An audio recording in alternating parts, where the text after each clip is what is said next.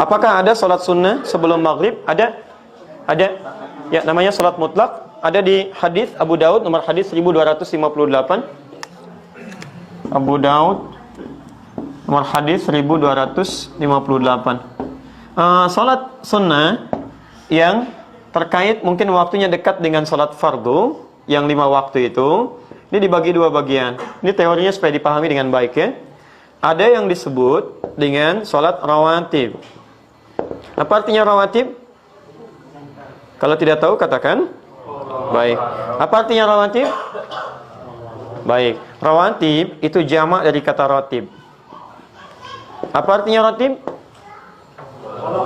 Baik. Bukan Allah alam. Ratib itu adalah sesuatu yang tersusun dengan rapi atau berurutan sifatnya. Tersusun berurutan atau tersusun dengan rapi. Makanya diserap ke dalam bahasa Indonesia menjadi tertib. Tertib kan berurutan, rapi. Ada salat-salat sunnah yang waktunya tersusun rapi berurutan dengan salat fardu, terletak sebelumnya atau setelahnya. Jumlah rawatib ini itu ada 12 salatnya. Diketahui jumlah 12 ini dari hadis riwayat At-Tirmidzi. Nama aslinya Muhammad, berasal dari Tirmidz, disebut dengan At-Tirmidzi. Nomor hadis 414 riwayat Ummu Habibah radhiyallahu taala anha. Man shalla 12 raka'atan, siapa yang salat 12 rakaat fi yaumin wa lailatin, yang mengiringi salat fardunya siang dan malam. Arba'an qabla dhuhri, 4 rakaat sebelum zuhur. Baik. Perhatikan, raka'ataini ba'daha, 2 rakaat setelah zuhur. Kemudian raka'ataini ba'dal maghrib, 2 rakaat setelah maghrib. Raka'ataini ba'dal isya, 2 rakaat setelah isya. Wa raka'ataini qabla subhi, dan 2 rakaat sebelum subuh. 2, 4, 6, 8 tambah 4, 12. Jumlahnya 12 rakaat. Siapa yang konsisten mengerjakan ini selama hidupnya, Allah, sebelum dia wafat, terus dia kerjakan sampai meninggalnya, kata Nabi, bunyalahu bihinna baitun fil jannah. Akan dibalas oleh Allah kerja kerasnya ini dengan dibangunkan satu rumah untuknya di surga. Luar biasa. Ini. Nah, Ummu Habibah ketika mendengar kalimat Nabi ini, maka berkata pada dirinya, bima ma'na, laqad azamtu nafsi alla atrukaha tula hayati. Saya nggak akan pernah tinggalkan ini selama hidup saya. Bayangkan nggak? Ummu Habibah itu istri Nabi, orang paling mulia, Ummul Mukminin, di surganya bersama Nabi, jelas sudah punya rumah, kelasnya elit luar biasa. Ketika mendengar kalimat ini yang amalan sunnah, kata beliau, saya nggak akan tinggalkan ini selama hidup saya. Istri Nabi, dekat dengan Nabi, ahli surga, surganya terbaik, rumah paling elit, mendengar amalan sunnah, saya nggak akan tinggalkan. Ada perempuan, bukan di sini, di luar sana, bukan istri Nabi, tidak dekat dengan Nabi, belum jelas status surganya, amalan berantakan, hisab menegangkan. Masya Allah, ditawarin surga, rumah di surga, jangankan sunnahnya, yang wajibnya pun kadang terlambat. Cita-cita masuk surga Firdaus tanpa hisab. Masya Allah. Luar biasa. Nah, ketemu ini, teruskan. Sebentar, teruskan dulu, belum selesai. Teman-teman sekalian, di sini kita temukan ada sebelum, ada setelah. Jelas? 4 rakaat sebelum apa? Zuhur. Dalam bahasa Arab kita tuliskan sebelum, bahasa Arabnya qabla. Zuhur. Qabla zuhri, sebelum zuhur. Jelas? Kalau kita ingin hilangkan kalimat yang kedua, misal ini disebut mudhaf ilaih, kalimat yang disandarkan. Kalau menunjuk kepada waktu, ingin kita buang ininya, supaya menunjuk pada kalimat yang dibuang, maka tambahkan ya setelahnya plus ta sebagai sifat. Asalnya qabla, ya, asalnya a, karena ada ya, maka huruf sebelumnya jadi i. Di qabliyah. Jelas ya? Maka kita dengar kalimat qabliyah, zuhur misalnya, itu maksudnya sebelum zuhur. Baik. Setelah, bahasa Arabnya ba'da. Setelah zuhur, ba'da zuhur. Di setelah, bahasa Arabnya apa? Ba'da. Kalau Anda sudah mengucapkan ba'da, jangan diucapkan setelah lagi. Itu 2 kata yang berulang sama. Paham ya? Kita ketemuan yuk. Kapan? Di mana? Di Masjid Indonesia. Kapan? Udah setelah ba'da asar deh. Setelah ba'da asar. Jadi kalau sudah setelah, itu ba'da. Tidak perlu menyebutkan keduanya lagi. Jelas ya? Ba'da zuhur. Hilangkan zuhurnya, muncul ya dengan ta'nya. Dikenal dengan ba'diyah. Paham sampai sini? Baik, saya simpan dulu ini. Jadi sebelum, bahasa Arabnya apa? Qabla. Setelah? Ba'da. Baik, ketemu kalimatnya. Sekarang lihat. Ini 12 salat ini disebut apa? Rawatib. Kenapa disebut rawatib? Karena susunannya teriring langsung dengan salat fardu, baik sebelum atau setelahnya, dan punya fungsi melengkapi salat fardu. Jadi yang kurang di salat fardu dilengkapi oleh ini. Nah, ada salat ini di luar yang ini yang rawatib disebut dengan mutlak. Mutlak. Sifatnya ditunaikan, terdiri dari dua waktunya. Satu, ada yang memang berdekatan dengan salat fardu, tapi dia tidak punya fungsi menyempurnakan salat fardu. Fungsinya fungsi sendiri, terpisah dari yang fardu. Cuman waktunya berdekatan. Contoh, asar.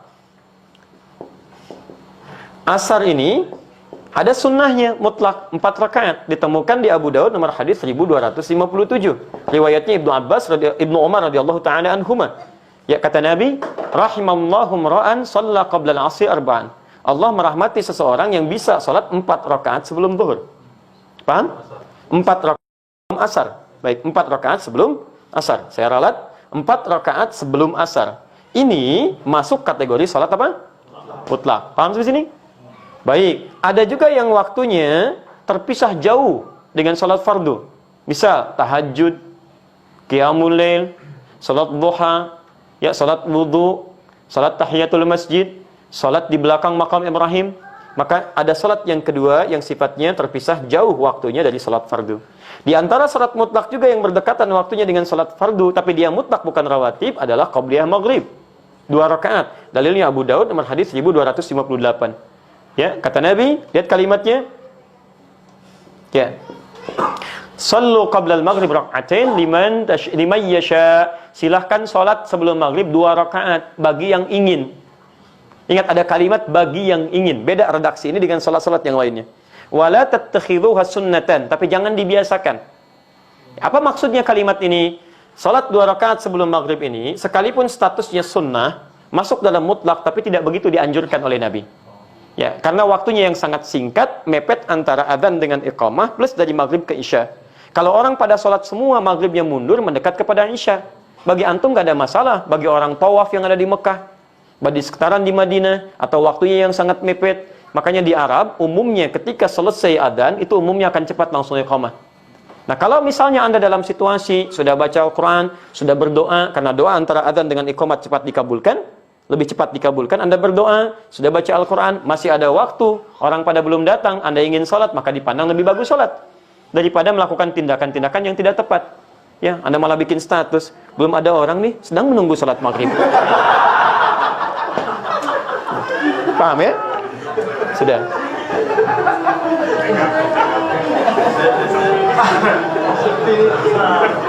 Dah.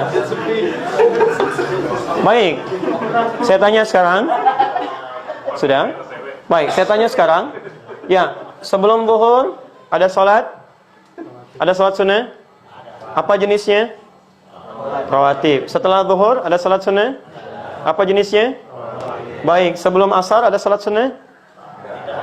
Baik, tidak ada. Yang bilang tidak ada angkat tangan? Yang bilang ada angkat tangan? Yang tidak jelas gak usah angkat. Lihat, sebelum asar ada, kan kita bahas. Apa jenisnya? Mutlak. Baik ya, sebelum maghrib ada salat sunnah? Apa jenisnya? Mutlak. Ba'da maghrib ada salat sunnah? Ada. Apa jenisnya?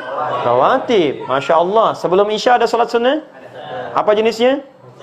Kan saya nggak pernah terangkan. Bagaimana Anda bisa jawab? Saya kan belum sebutkan. Baik ya, belum. Saya nggak sebutkan. Coba lihat, ada nggak sebelum isya? Jangan pernah mengarang, karena mengarang hanya dalam pelajaran bahasa Indonesia. Ya, kalau ada dalil silakan kerjakan. Sebelum isya boleh 2 rakaat, boleh. Masuk dalam konteks mutlak. Karena setiap antara adzan dengan iqamah kebolehan ada salat 2 rakaat. Ini mutlak sifatnya. Boleh. Ba'da isya ada? Apa namanya? Rawatib. Baik. Sebelum, apa bahasa Arabnya? Qabla. Baik. Sebelum salat? Qabliyah. Baik. Setelah, apa bahasa Arabnya? Ba'da. Setelah salat? Ba'diyah. Baik. Qabliyah zuhur ada enggak? Ada. Berapa rakaat? 4 rakaat. Ba'diyah zuhur? Berapa rakaat? 2 rakaat. Baik. Qabliyah asar? Ada. Berapa rakaat? 4 rakaat. Apa jenis qabliyahnya? Mutlak. Jelas? Sebelum zuhur apa jenis qabliyahnya? Rawatib. Di sini seringkali orang keliru menduga bahwa kalau disebutkan qabliyah itu yang dimaksud rawatib. Ini sering keliru di sini. Sehingga ketika disebutkan nggak ada qobliyah asar, ada qobliyah asar, yang nggak ada itu rawatib sebelum asar. Jelas ya? Qobliyah asar ada, jenisnya disebut dengan mutlak. Di qobliyah itu nama umum bagi setiap sholat yang ditunaikan sebelum sholat fardunya. Jenisnya bisa mutlak, bisa rawatib. Paham sampai sini? Alhamdulillah.